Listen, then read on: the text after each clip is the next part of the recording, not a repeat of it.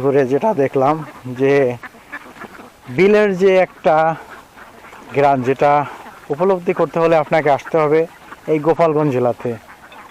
আর এই কয়েকদিনের জার্নিতে আমি গোপালগঞ্জটা এত পরিমাণ ঘুরেছি যা বলা বাহুল্য। দেখুন একবার, কে না আসতে চাবে এখানে বলুন? তো আমি বলে দিচ্ছি আপনারা কিভাবে আসবেন এখানে। আপনারা যদি টেকেরহাট থেকে আসেন, আপনারা সরাসরি বানিয়ারচর চলে আসবেন। বানিয়ারচর এসে খেয়া পার হতে হবে। খেয়া পার হয়ে ওইখান থেকে যে কোনো একটি ইজি বাইক বা ভ্যানে চড়ে আপনি বললেই হবে যে আমি বাহার বিলে যাব, সরাসরি এখানে নিয়ে আসবে। আসার পরে এরকম মনোমুগ্ধকর দৃশ্য।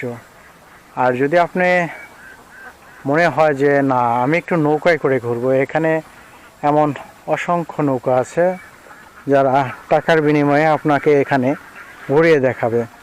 তো সব থেকে ভালো হয় যখন পানি বেশি থাকে ওই সময়টা আসলে এখানে সৌন্দর্যটা আরও ভালো থাকে। চারদিকে পানিতে টইটম্বুরি। এখন তো প্রায় শীত পড়ে গেছে, পানি অনেকটা কমে গেছে।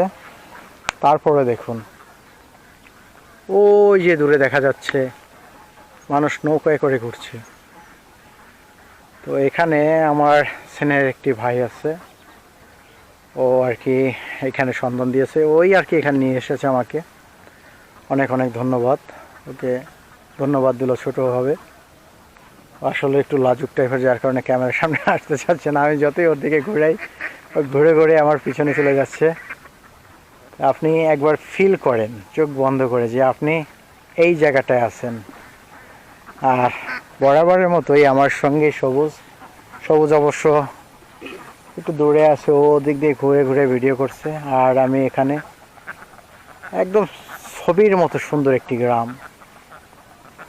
মনে হয় না যে আমি মনপুরায় যে সিনেমায় যে একটা সিন থাকে যে দ্বীপের মধ্যে আমি শুধু একা আর চারপাশে ফাঁকা,